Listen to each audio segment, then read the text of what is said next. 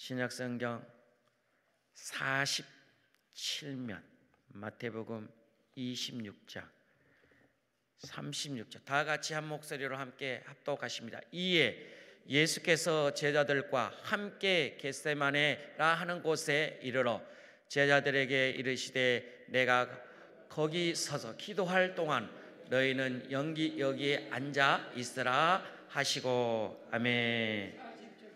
40절까지 하신답니다. 40까지 36절 있습니다.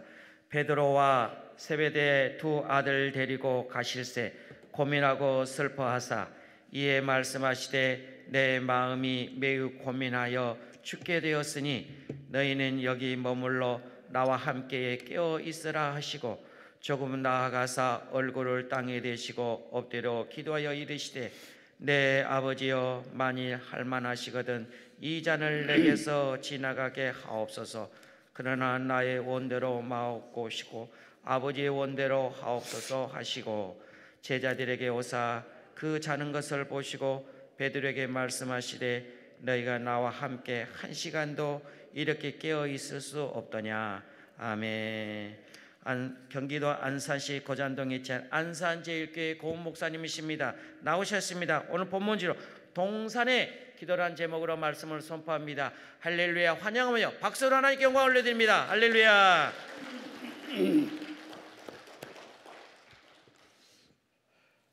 성령 충만케 하십시오.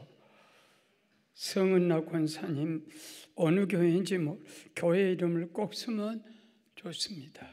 좀 이따 그 헌금 기도할 때 하겠습니다. 조미나 전도사 강남금식 기도 필요한 재정. 요 강남금식 기도원 직원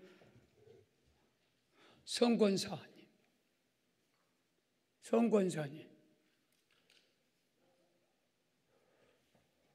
어디 계세요? 요 기도원 교인이구나. 요 보면 어느 교회예요? 춘천제일. 그 목사님하고 풍이 오지요? 아나? 참 춘천에서 오늘 하나님 놀라운 일이 일어납니다. 그 다음에 조미나 전도사, 조전사 어디 가서? 요 기도원 아니요? 충주에서요? 어느 교회인데? 금난교회. 아이고, 장로님하고 같이 왔구만. 네. 그럼 놀라운 일이 있어요. 그 다음에 사명 감당 성령 충만 마석교회 잘 썼네. 박정희 권사. 그 양반 돌아갔는데 박정희 권사님 어디 계세요? 이름이 참 좋네. 복이 있습니다.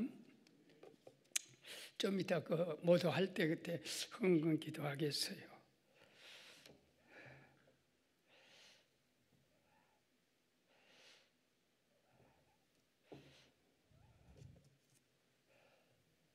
내가 이 다음 3시에 또 저녁에 설교할 김성진 목사님에게 봄이 왔다. 우리 기도원에도 봄이 얼마나 좋을까. 기도원에도. 그러니까 목사님 봄이 오고 있어요. 그래서 나보다 믿음이 크네. 봄은 내가 오게 할 수 없어요.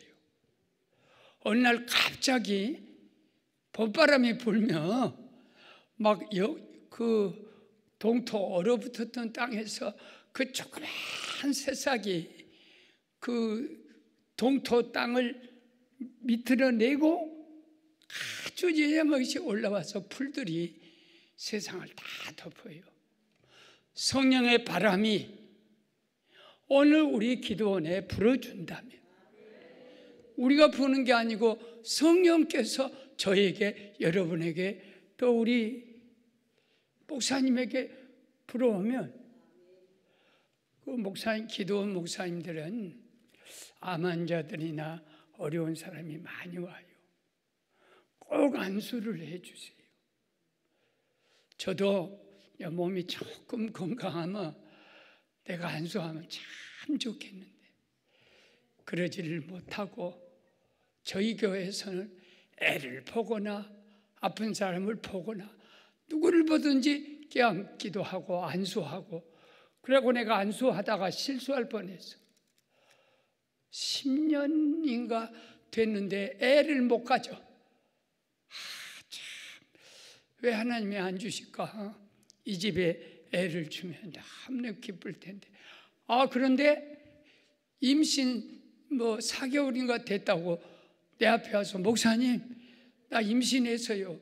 그런데 배를 내밀더라고. 내 앞에서 나 임신했어요. 그래 나도 순간 모르게 그 배에다 미시옵니다. 잉태하신 하나님께서 순산도 해줄 줄로 믿습니다. 그렇게 하려다 이렇게 했어. 이거 미투에 걸려가지고 막 성폭행했다고. 나는 이렇게 좀 순수한 점이 있어요. 딱 보고 아이고야 얼마나 기쁘겠냐. 이러다 성령이 확 잡아주었어. 그러지 마라. 거기는 네 손 댈 자리가 아니다. 그래도 내 순수한 마음은 너무 기뻐서 이게 거기에도 임신의 봄이 오는 거예요. 자기가 봄을 오게 할 수는 없어. 성령이 바람을 불어줘야 돼. 저는 이런 체험을 내가 이제 78 되도록 80 되도록 목회를 이렇게 하면서 다른 말을 할 수가 없어요.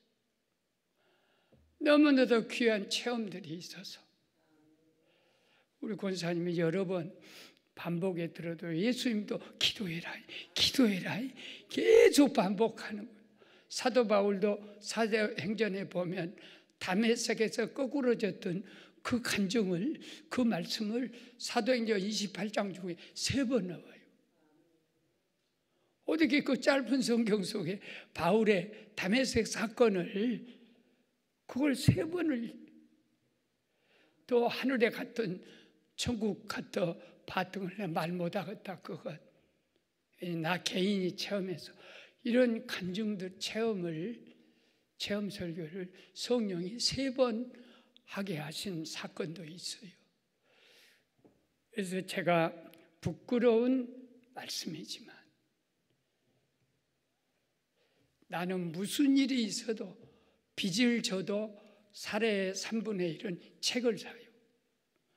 그래 한 40년 책을 사다 보니까 2만 권. 그게 도서관 같아요. 우리 그 집 그 책 때문에 장로님이 나 요양하라고 집안에 지어준 섬에 가면 있어요. 지금 다리가 연육되어 있죠. 그 안에 서재실이고 바닷가니까 쉬고.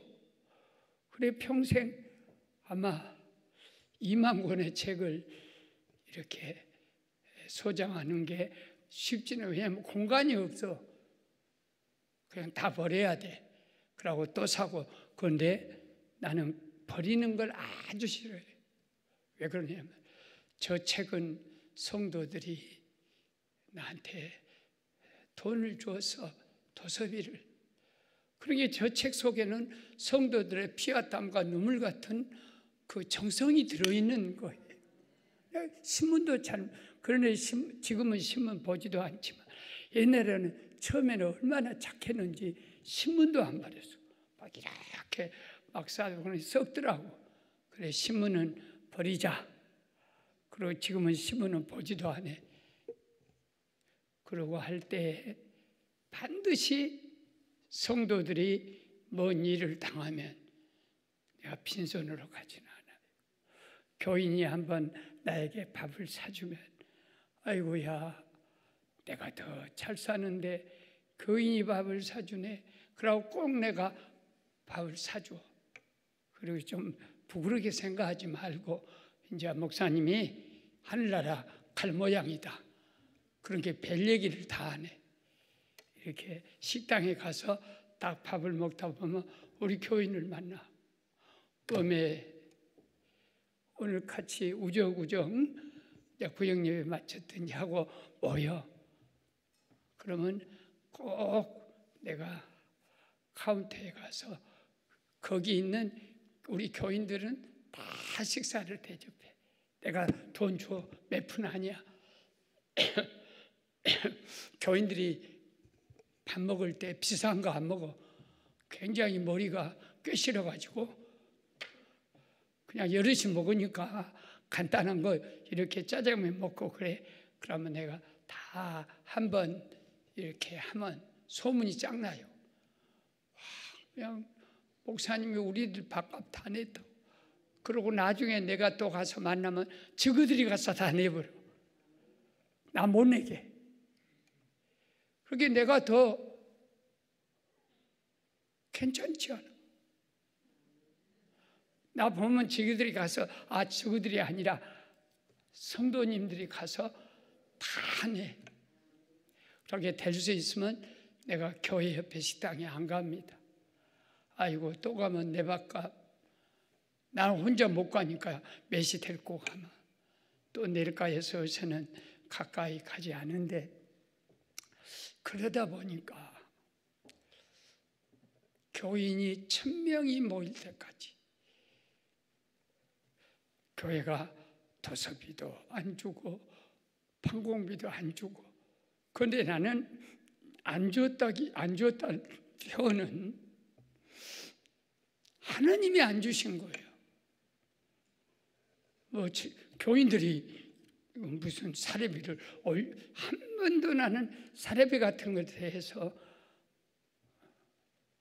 관심 있어. 세어는 봐. 그러나 마음속으로는 내가 이거 받으려고 왔냐. 그래가지고 그러다 보니까 달달마다 마이너스가 돼요.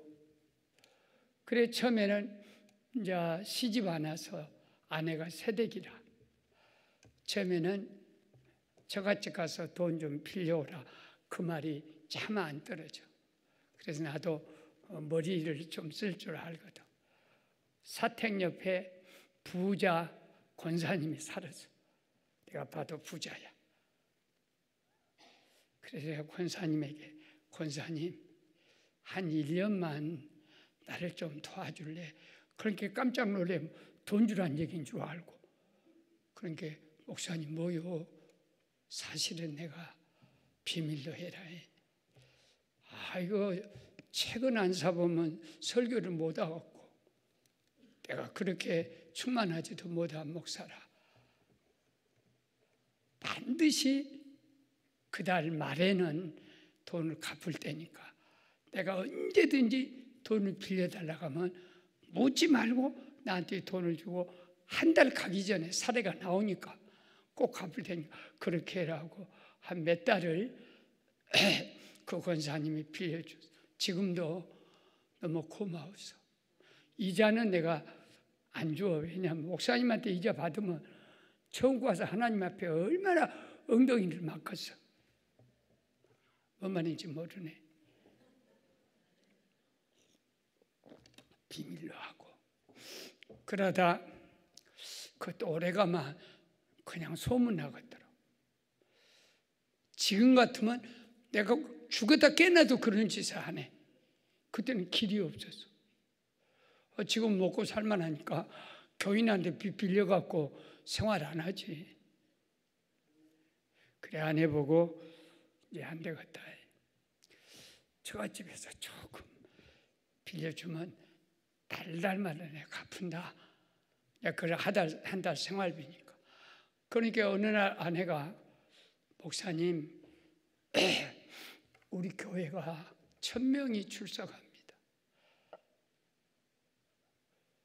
친정에서 너 임마 그만한 큰 교회에서 묵고 사례비를 얼마를 받길래 맨날 돈만 빌려가냐.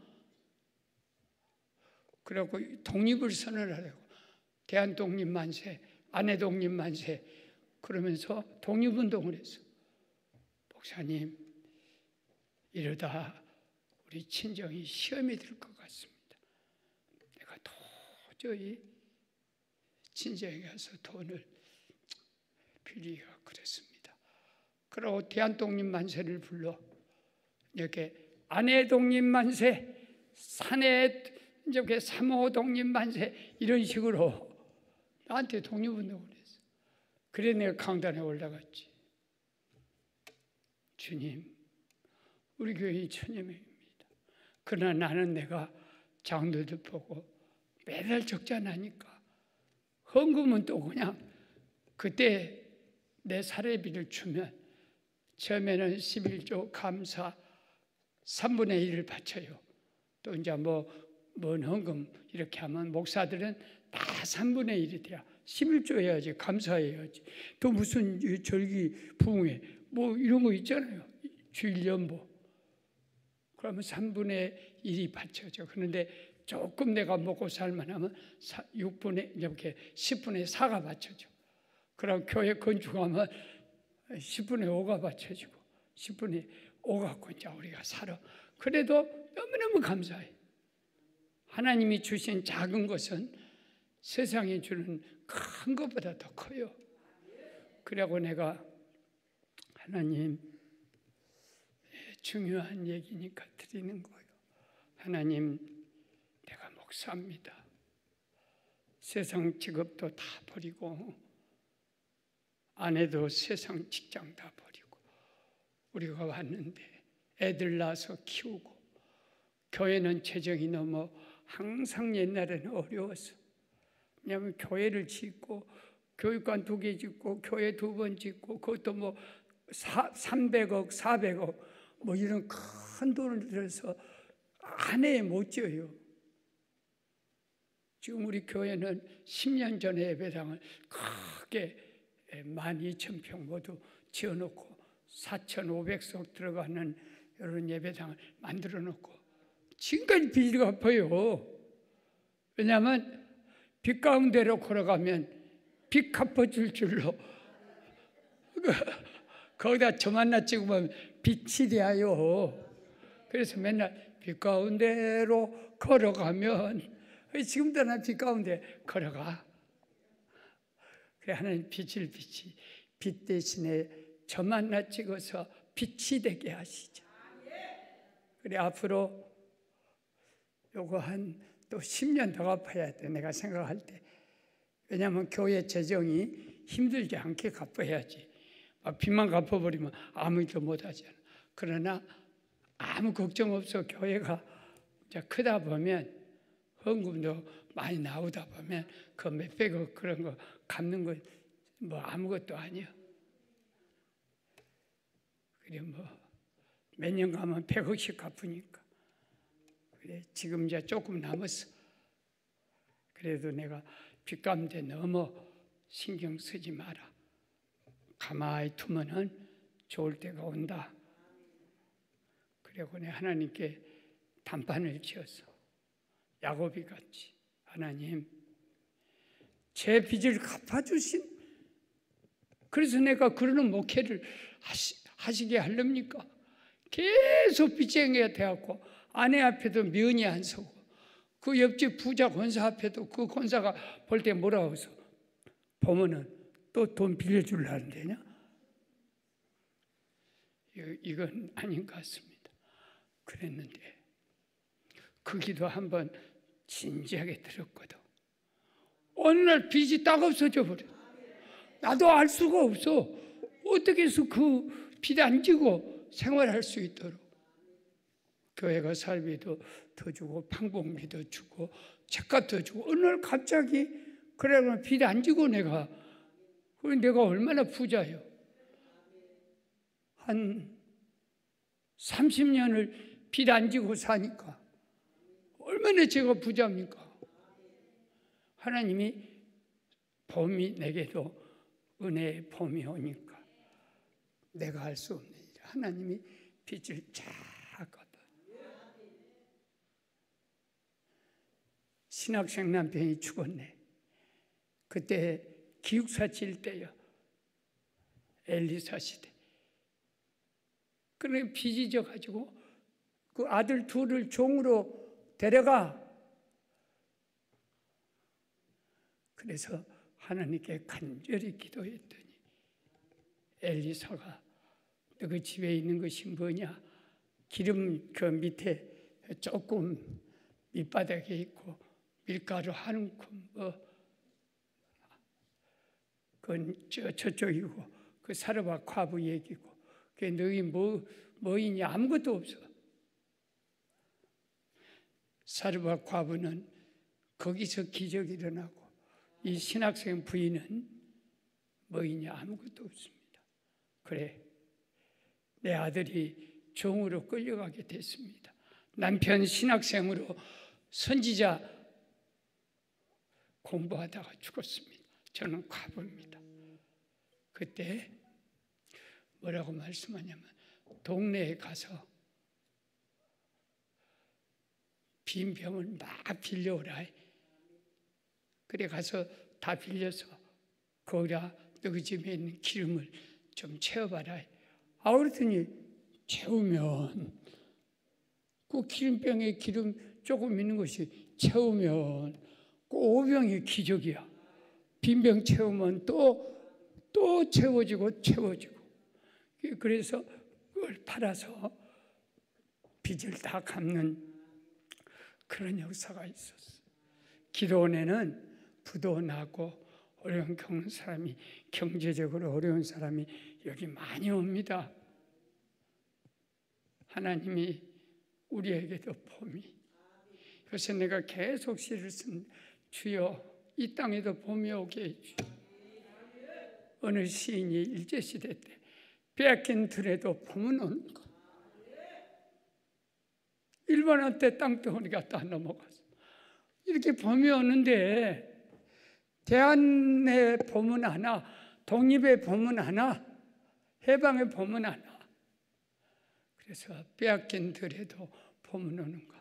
하나님이 봄이 와가지고 세계에서 잘 사는 기독교의 나라로 복을 주셨어. 그러니까 오늘 혹시 우리 중에 경제적으로 너무 어렵고 힘들면 내 힘으로 안 되는 것은 내가 알 수가 없어요. 오늘 설교 메시지 주제가 그거예요. 주제가 그러니까 한번 따라하죠. 주님이 기도하셨는데 내가 왜 기도하네? 할렐루야. 제 주제가 주님이 그 일을 하셨는데 주님도 때로는 울기도 하셨네. 주님이 울었는데 네가 안 울어? 주님도 때때로 우셨다. 내가 왜 통곡 안 하고 울지 않겠어? 그래서 오늘은 특별히 사순절 그 겟세마네 동산에서 예수님이 했던 동산의 기도라고 제목을 잡았어요. 왜냐하면 여기도 동산입니다. 기도원 동산, 겟세마네도 기도원 동산입니다. 산기도죠. 그것도 거기서 예수님이 히브리서 5장에 보면 땀이 피가 되도록 울부짖고 통곡하면서 아버지 가슴을 치고 땅을 치면서 기도했던 그 동산의 기도. 나는 이런 생각이 들어요. 아무리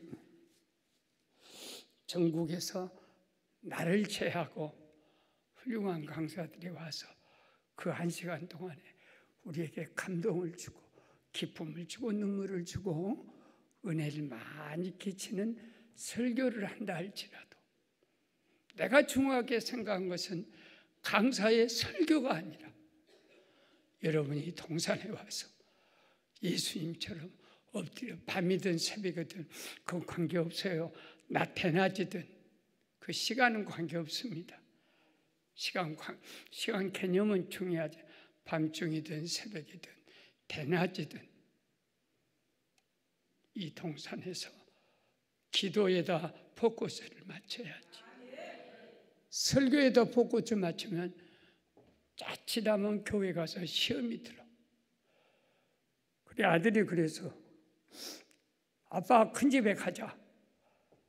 왜 큰 집만 가자 하냐? 큰 집은 가면은 잘 먹어. 우리 집은 맨날 보리밥이요.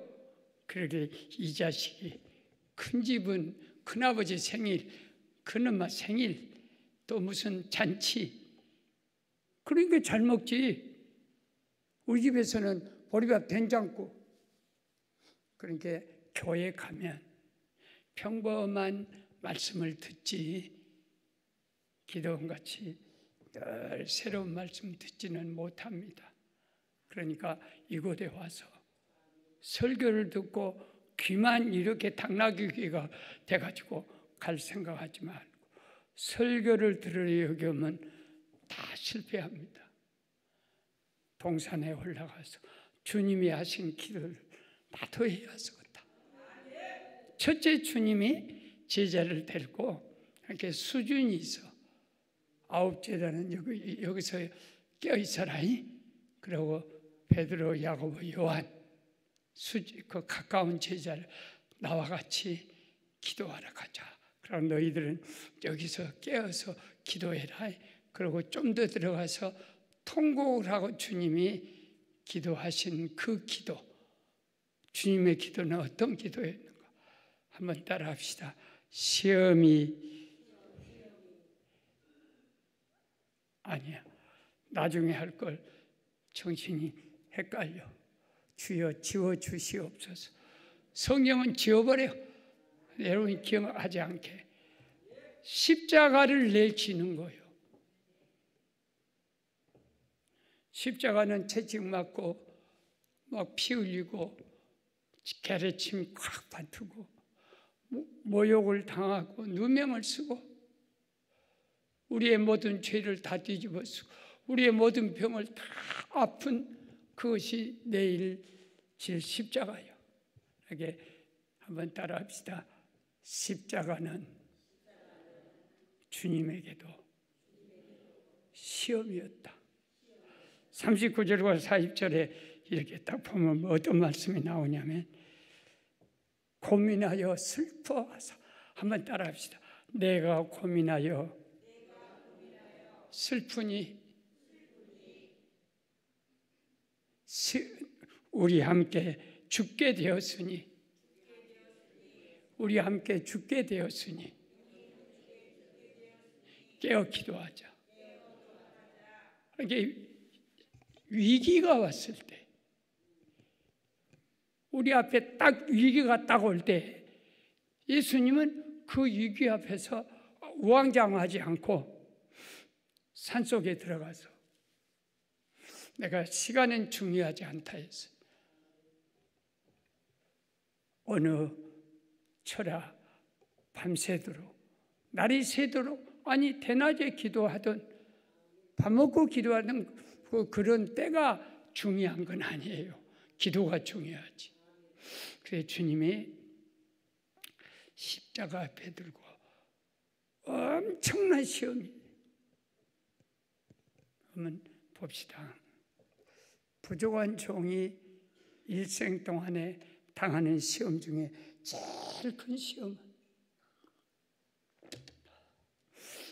다른 것들은 시험이 할 것도 없어.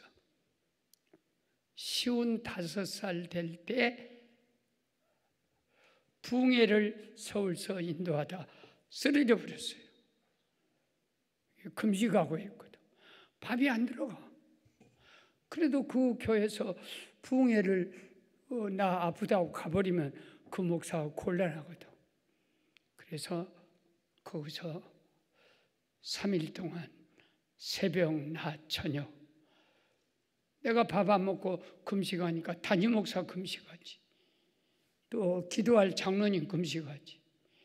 이렇게 은혜는 말도 못하는 것이 모두가 금식하면서 알도 내용도 모르고 담임 목사가 이렇게 광고를 해. 저희 나가신 고 목사님이 우리 교회가 얼마나 문제가 많으면 금식을 하면서 몸도 안 보고 설교하겠냐? 나도 금식한다. 교인들은 금식하면서 설교를 들읍시다. 그러고 그렇게 하다 마지막에 내가 쓰러졌어요. 다 마치고. 그러고 이제 병원을 실려가서 딱 전체 사진을 찍고 보니까 이제 그 발견된 것은 나중 일이지만 우리 장로님이 차트를 사진 촬영한 모든 차트를 내 아내 앞에서 던지면서 사물을 껴안더니 아마 껴안 것까지는 내가 그건 안 봤으니까 모르지.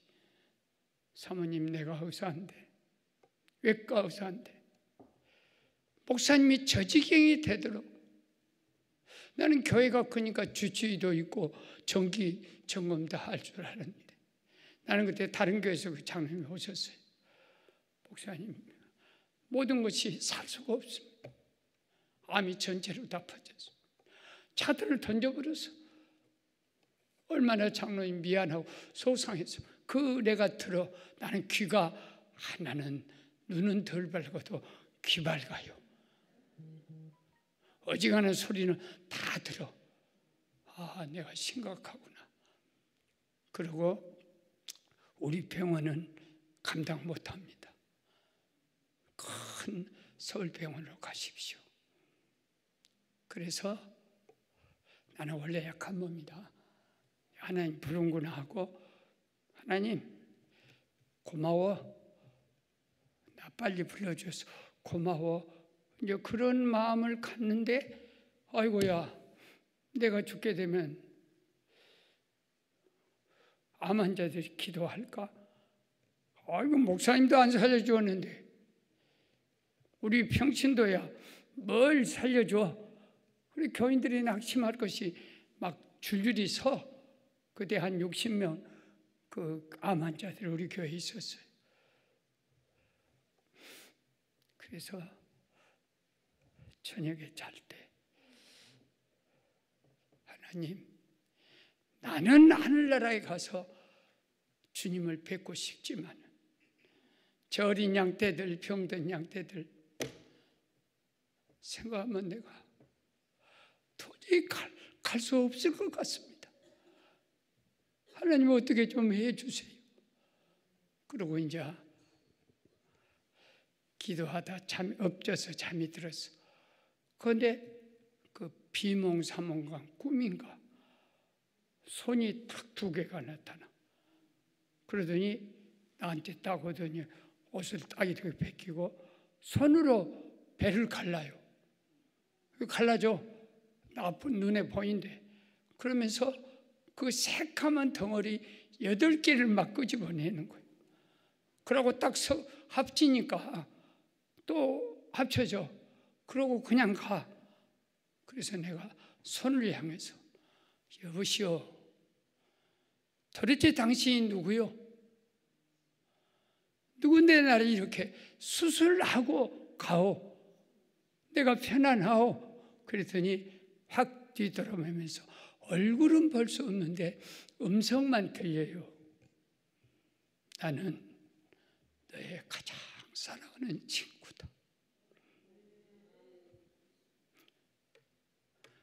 나의 친구래. 예수님이 제자들에게 나는 너희들의 친구다. 비밀이 없다. 그러듯이 나는 너의 가장 사랑하는 친구다. 이 말을 듣는 순간에 그러면서 한마디 말씀만 부탁하고 가. 네가 낫거든. 사람 낚는 어부가 되어라. 그러고 사라졌어. 그러고 아침에 딱 일어났는데 내가 하늘나라 가려고 했더니 주님이 먼저 와서 수술을 해주고 가셨네. 그래갖고 삼성병원에 가서 다음에 깼어요. 그리고 수술 다 받고 하나님 은혜로 오늘까지 살아오고 복음을 전하는데 여러분 자식이 위기를 당해 그러면 자기 혼자 해결 못합니다. 아빠, 내가 어쩌다 잘못해갖고 빚을 내갖고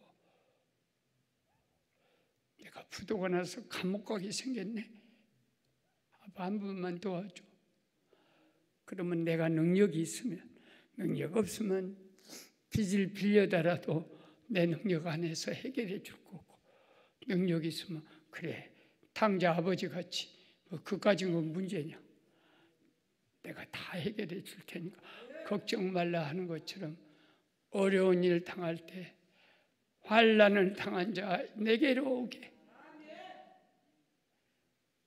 그래 주님이 그 십자가의 위기 앞에 승리하기 위해서 겟세마네 동산에 들어가서 하나님 이 잔이 내게서 좀 지나가게 해 주십시오. 한번 따라합시다. 기도는 하나님을 움직이고 기도 없이는 내가 움직인다. 하긴 내가 설치다가 다 망치는 거예요. 내가 알 수 없는 지경, 암병 와서 의사가 안 된다 할 때, 부도가 나서 도저히 나는 어떻게 할 수 없다든지, 자식들의 문제를 내가 해결할 수 없다든지, 그럴 때는 큰 시험이 왔을 때 기도 안 하면요, 내가 허둥대다가 몽도 메고, 왜 금메달 타야지 목메달을 타? 뭔 말인지 모르네. 금메달, 은메달, 동메달, 목메달, 왜 목을 맵니까?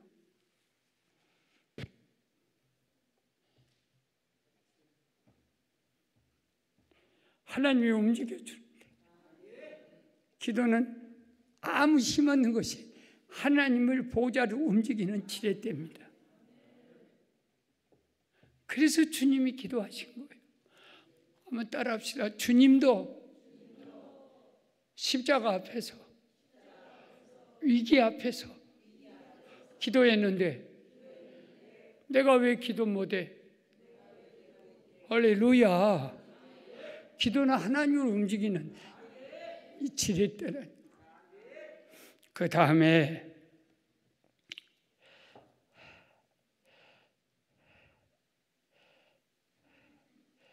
두 번째는 따라합시다. 첫째는 십자가는 위기고 그 위기를 이기기 위해서 기도하고, 둘째 십자가는 시험이다. 그 십자가 앞에 애들아 시험에 들지 않게 깨어서 기도하라. 나와 함께 기도하자. 예수님이 제자들 베드로, 야고보, 요한을 잠자는 것을 깨운 것은 시험이 온다. 무서운 시험이 온다. 그 시험은 위기 때에 기도 안 하면 네가 움직이니까 목도 매버려요. 시험이란 걸 그렇게 쉽게 생각하면 안 됩니다. 왜 쉽게 생각하면 안 되냐면, 저기 다윗을 봐요. 다윗이 하나님의 얼마나 사랑을 입은 사람인데 그 목동 8번째 아들을 있을 수가 없어. 장남, 차남 7을 다 제끼고 임금을 삼아 주었거든. 그런데 그렇게 잘 되게 하면 변함없이 겸손해야 되는데, 사람은 조금 먹고 살면, 조금 건강하면 기도 안 합니다. 먹고 살면 그 돈이 우상이 되어버려. 그래서 하나님이 뒤로 물러나. 그러니까 하나님이 다 가져가요. 그런데 임금 되고, 원래 임금이나 높은 사람들은 귀가 막혀. 그래갖고 뭔 말해도 안 들어. 백성의 소리를 못 들어요. 양심의 소리를 못 들어.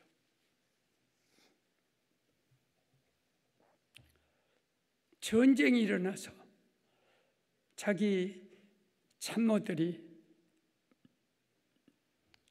전쟁터에 나가서 목숨을 걸고 싸우는데 낮잠을 퍼자고 자빠졌어. 시험이 드니까 전쟁 중에는 임금은 깨어있어 기도해야 됩니다. 기도의 부대가 그 민족을 지켜야 돼. 군인들을 지켜야 돼. 그리고 우리 자식들을 세상에 보내놓고 우리가 기도로서 지키는 거예요. 예사롭게 생각하지 마십시오. 젊은이들이 여기 와도 기도 안 해요. 그리고 우리 같이 나이 먹은 우리들은 여기서 내 몸이 기도예요. 그러니까 왕이 전쟁터에서 기도해야 하는데 왜 낮잠을 잤겠어? 술 처먹고 낮잠 잤.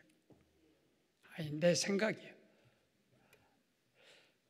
아니 맨정신으로 낮잠을 왜 자?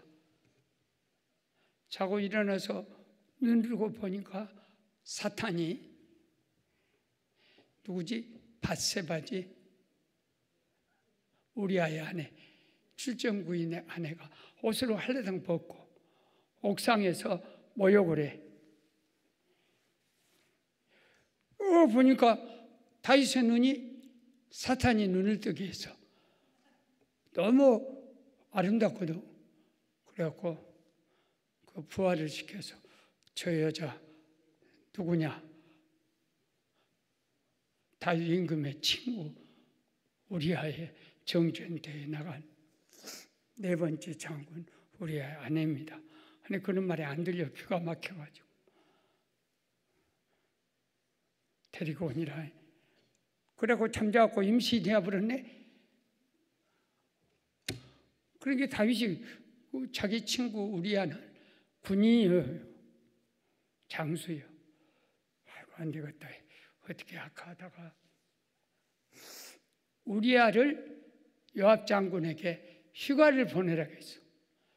그러니까 우리하고 지금 전쟁이 한참 중인데 왜 나에게 휴가를 주나 하고 왔더니 전세를 물어본 다음에 어쩌냐 여차여차 이랬습니다.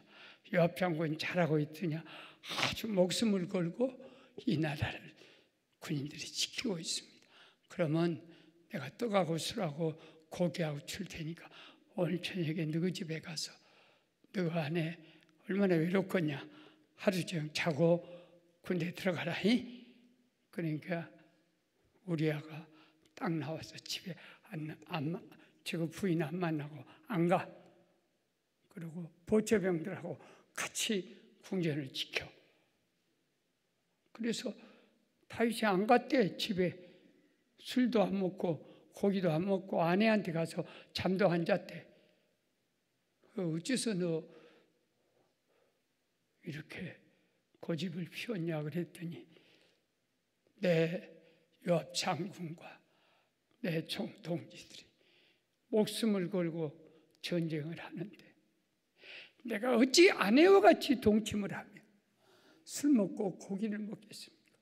군인은 전쟁터에 가 있어도 껴 있어야 돼. 후방에 와도 껴 있어야 합니다. 그때 다윗이 회개를 했으면 얼마나 좋겠어. 와, 이런 군인을 내가 주겠다는 벼락 맞아서 죽겠구나 그래야 되는데 편지를 썼어. 요압 장군 우리아가 가거든 최전방 아주 치열한 전투에 제일 앞장 세워라. 그리고 후퇴해버려라. 그래고 죽었어.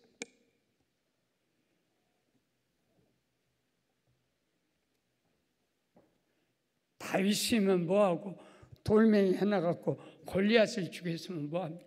한 번 사탄의 음란한 시험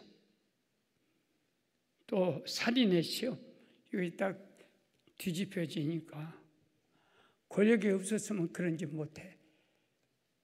권력이 많은 왕이지 또 권세를 누리는 왕이지 그 시험에 들어갔고 그 결과가 어떤 건 줄 아세요? 깜짝 놀랄 얘기를 해줄게요. 다윗은 성전에서 시 84편 참새 새끼야 너는 얼마나 복을 받았어. 성전에다 새끼 둘 보금자리를 들어.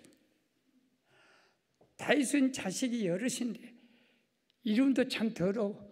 큰아들 이름이 암논이요. 암논. 둘째 아들이 압살롬. 압사의 죽을 놈. 다 놈자야.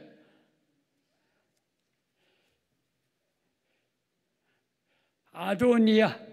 이름은 좋지만 하나도 올바른 자식이 없고, 이 압살롬의 누이가 너무 예쁜 누이였는데 암논이 병이 들지도 않아놓고 그 배다른 누이 동생을 탐해갖고 누이야 내가 지금 몸이 아프다 과일 좀 깎아다오. 그래 갖고 성폭행을 당해서 버려버렸어 암논이. 그러나 이게 압살롬이 자기 누이가 잘생겼거든요. 암논을 죽여버렸어. 이게 오빠가 배다른 동생을 성폭행하고 버리고, 셋째 아들이 가서 저 형님을 죽여버리고, 압살롬은 다윗 임금한테 방귀를 들다가 포니테일 이 댕기머리가 저기 갈멜산 상수나무에 걸려갖고 요압 장군이 가서 네 애비도 몰라보고 창을 7, 8번 찔러갖고 다 죽이고, 그 밑에 뭐 솔로몬이고 누구고 똑바른 자식이 하나도 없어. 그러게 다윗은 한 번도 자식들의 복을 못 받았어. 자식들이 반란 일으키고 서로 죽이고, 이거 얼마나 오직했으면 제비 새끼 너는 나보다 복을 받아서 성전에다 둥지를 틀으냐 말이야. 시험이 들면 자기만 망하는 게 아니고 그게 가문이 망하는 경우가 다윗입니다. 그게 시험을 우습게 보면 안 돼요. 시험을 이기려면 깨어서 기도하면 그 시험이 안개같이 사라져버려.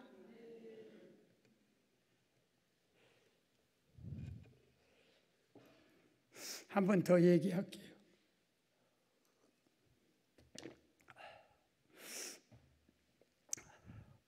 우리 아들 며느리가 공부를 하려고 장학금을 받았어요. 펜실베니아 유니버시티라고, 펜실베니아에 있는 제일 좋은 미국의 10개 대학 중 하나예요. 거기서 초청이 와가지고 장학생으로 장학금 준다고 그래가지고 이제 며느리랑 같이 갔는데, 며느리가 5년 동안 임신을 못했어. 오직했으면 내가 아침밥 한다고 밖으로 나와. 순우 들어가. 너는 사명이 아침밥이 아니요, 임신하는 거요. 들어가. 새벽 때까지 들어가 잠자라고. 뭐 잠만 자면 아기가 생기나? 그러면 새벽에 일어나서 잠옷바람으로 씩 돌아. 그럼 지금 시어머니가 밥에 들어가라 해.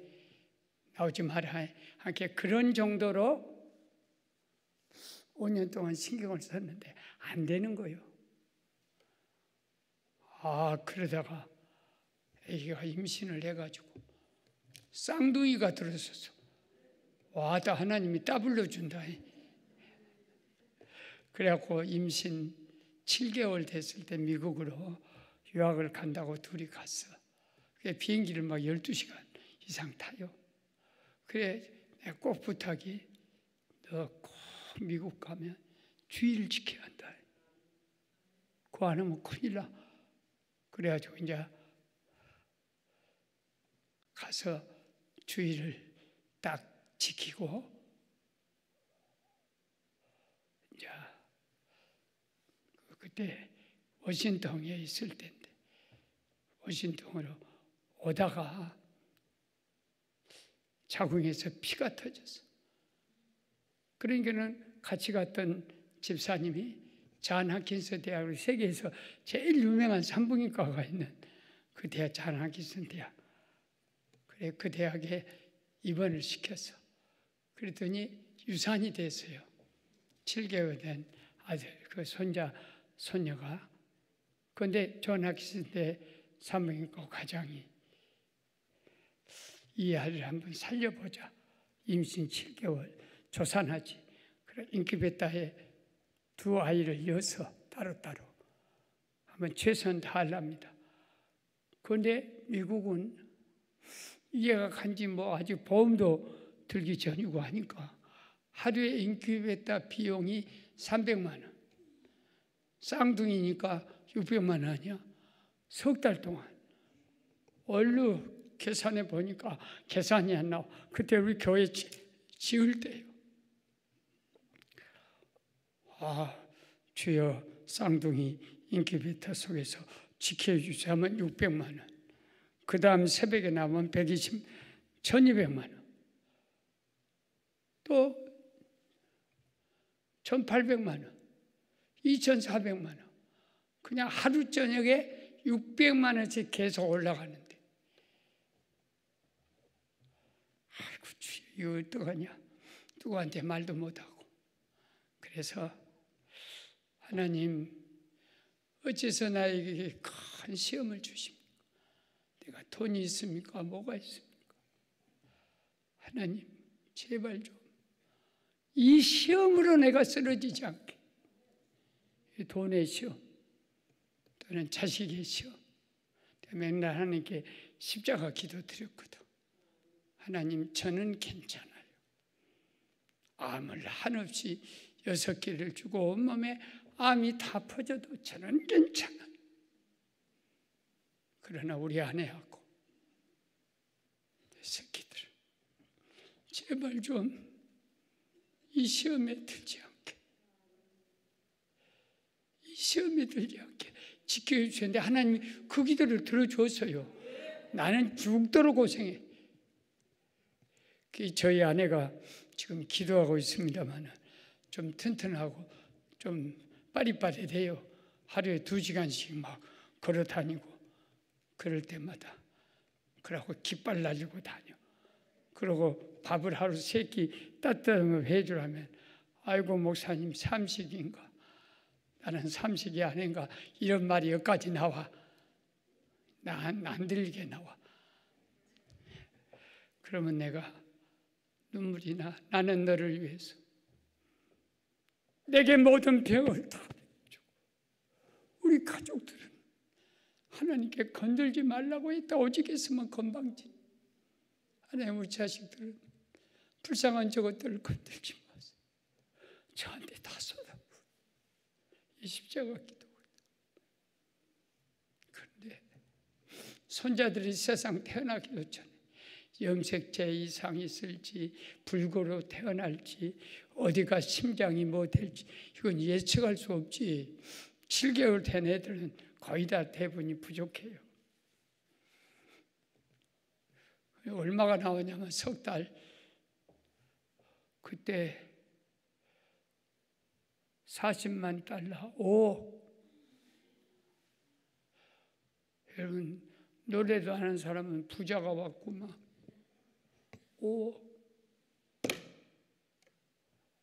하나님 제가 무슨 5억이 있습니까? 어떻게 하시려고 이런 시험을 줘? 엉엉 울었지. 그런데 아들이 아빠 나 가장이야. 이 자식이 가장이래. 저도 아기를 쌍둥이 낳았다고. 걱정하지 마. 하나님이 도와줄 거야.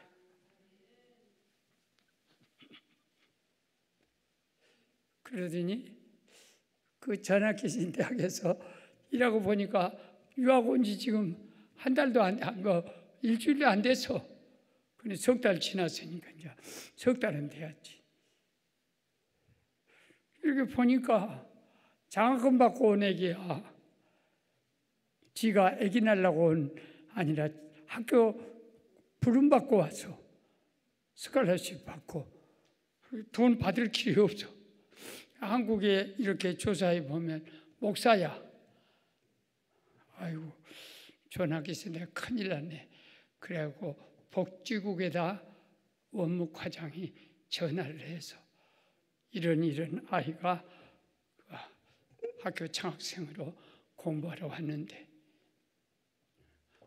40만 달러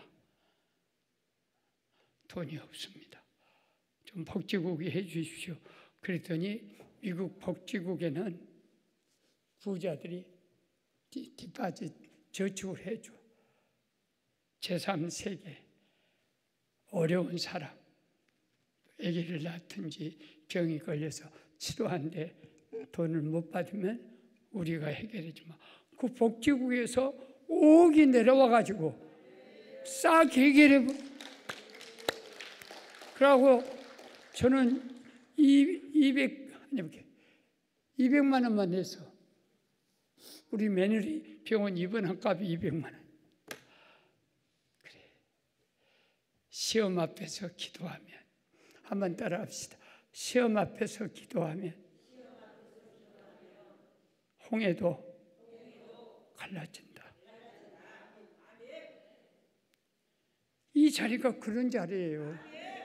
얼마나 많은 사람이 이거를 해서 기도하다가 암병 고치고 그러니까 이 기도원이 운영된 거예요. 지금까지. 따라합시다. 기도는 내가 할 수 있는 일을 하는 것이 아니다. 불가능한 일을 하나님으로 하게 하신 일이다. 할렐루야. 그러니까 우리는 걱정하지 말라, 염려하지 말라, 내일을 두려워하지 말라. 이게 중국에 갔더니 소기, 소능, 대기, 대능, 무기, 무능. 그러니까 적게 기도하면 적은 능력이 나타나고 큰 기도를 하게 되면 큰 능력이 나타나고 무기 기도 안 하면 아무 능력도 나타나지 않는다. 기도 많이 하세요.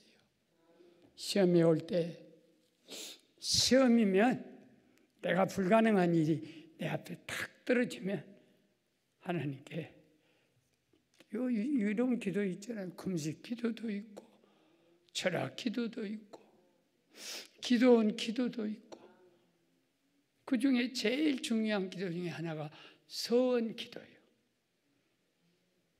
나 폐병으로 다 죽어갈 때 하나님 내 폐병 고쳐줘.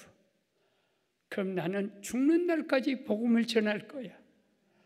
나는 주의 일을 할 테니까 주님은 내 병을 고쳐줘. 이게 서원입니다. 그런데 하나님 그렇게 해주셨어. 나는 서원을 지금까지 지켜. 내가 아무리 힘들어도 설교를 부탁하면 내가 거절을 안 해. 우리 장로들은 나에게 여기 온 걸 되게 못마땅해 생각해. 알도 모르면서. 내가 기력이나 못 돌아서 어디 말씀 전하러 다니려 하냐. 하나님께 서운한 것 때문에.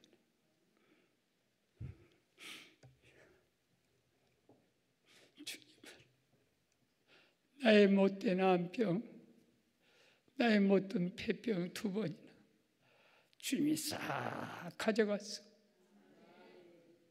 그렇게 나는 가져간 그 몸으로 죽는 날까지 하나님 말씀 전하다 가야지. 서운이 안 이루지. 그러면 서운 아니죠.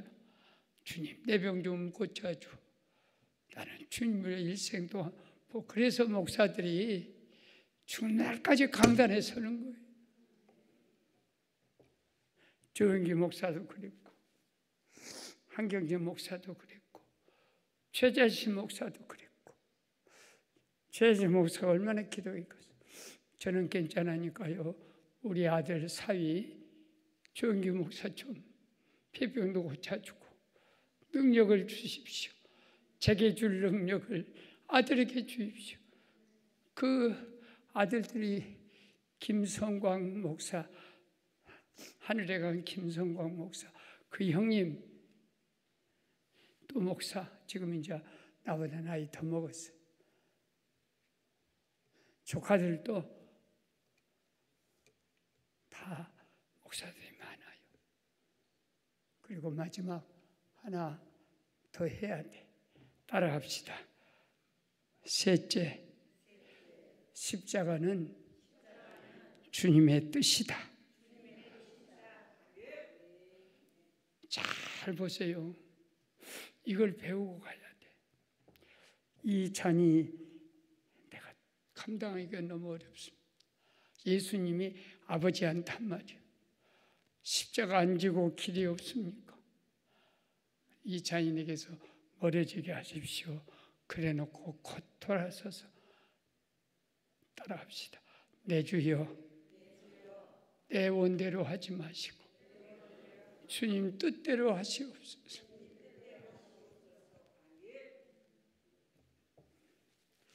주님 뜻대로 하라는 십자가 앞에서의 겟세마네 기도는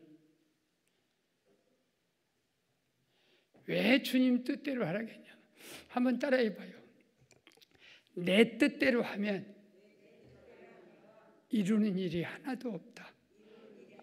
그러나 주님 뜻대로 하면 이루지 못할 일이 하나도 없다. 목사님이가 함에 왔으면 주님의 뜻이에요. 그걸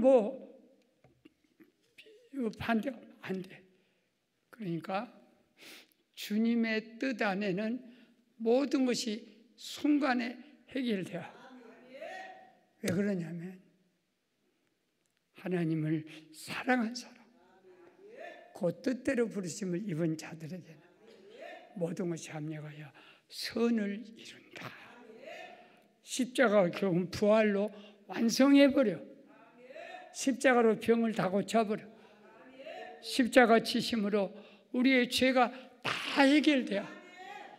주님이 십자가 안 졌으면 난 아파서 죽었고 죄로 죽었어.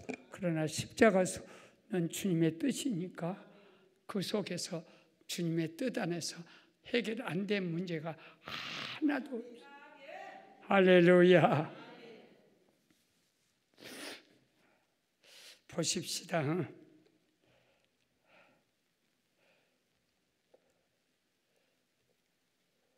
참 아브라함이 저 이집트 내려가서 또 저 남방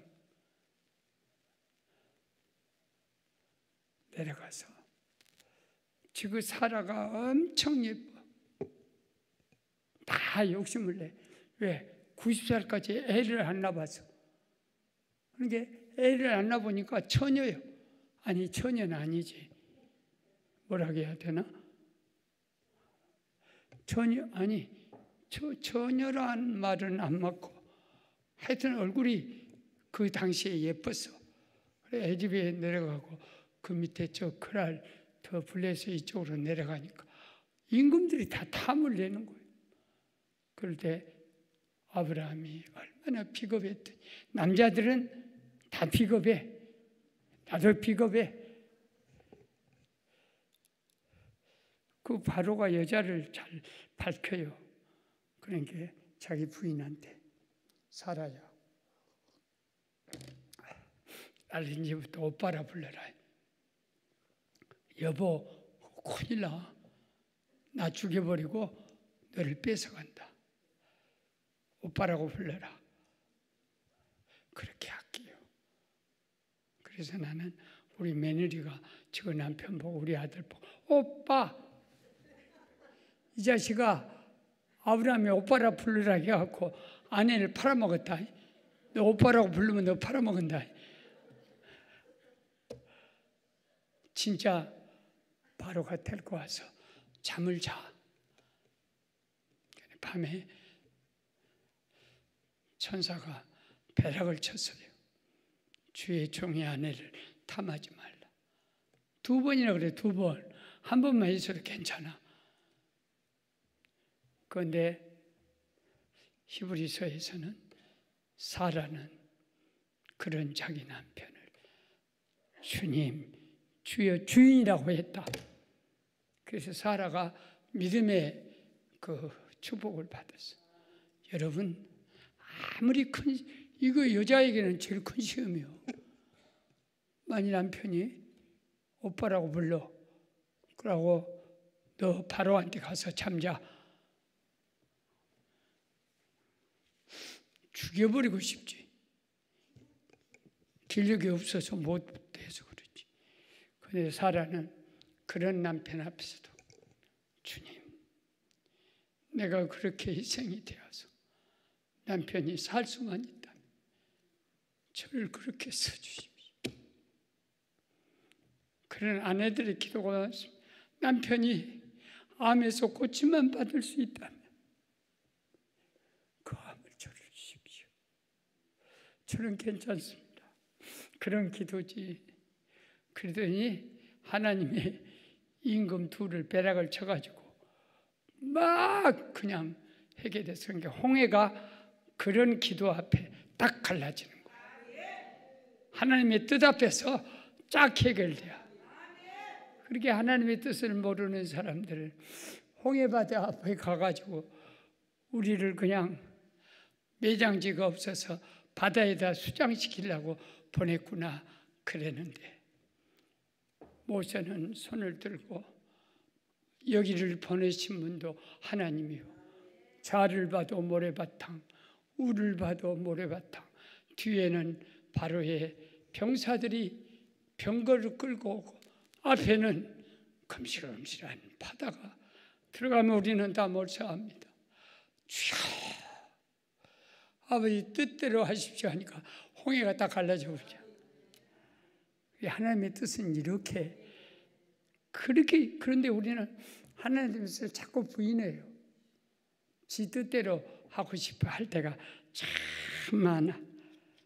그래서 시 한번 나와볼까요? 내가 쓴 시 보냈을 텐데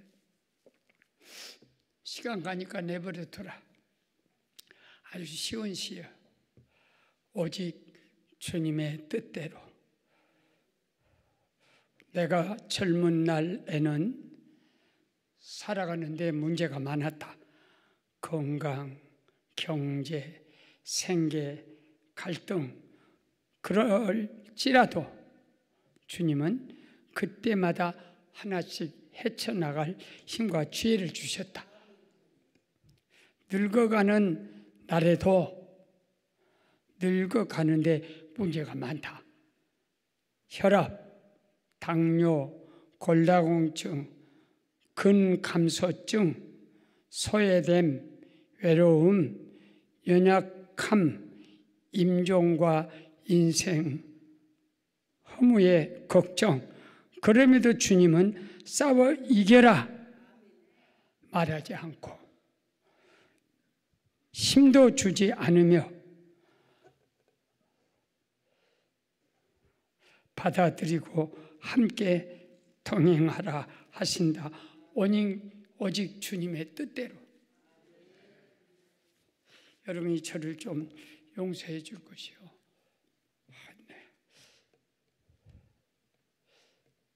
왜 이렇게 늙어서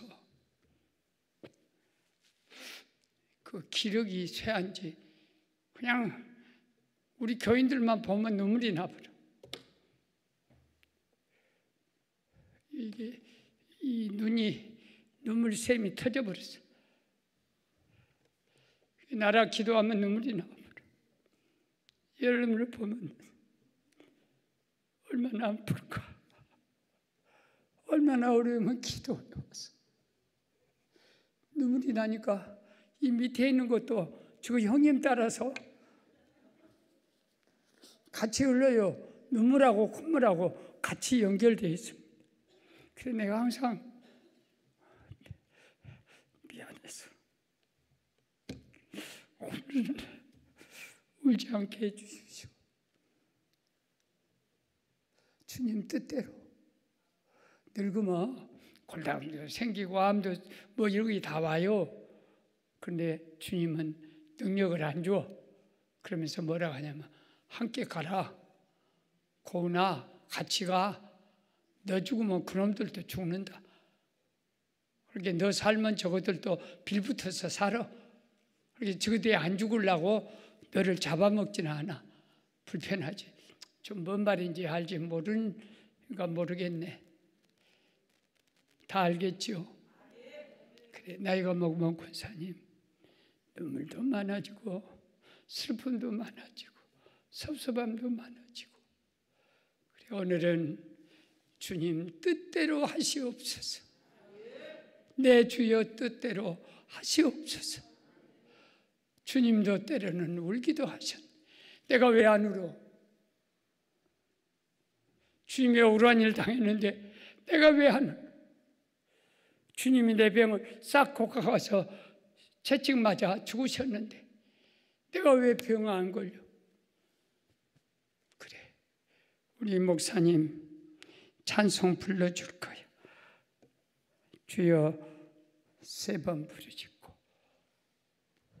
찬송하고 헌금합시다. 주여 주여. 하나님 아버지, 우리 이 땅에 우리가 살아가야 할 우리 마음속에 생각 속에 들으셨습니다. 하나님께서 친히 우리 마음속에 나도 모르게 육신에 있다 살다 보니 근심들도 찾아오기도 하고 눈물 날 일도 있으며 한숨 쉴 일도 있고 괴로운 일도 있고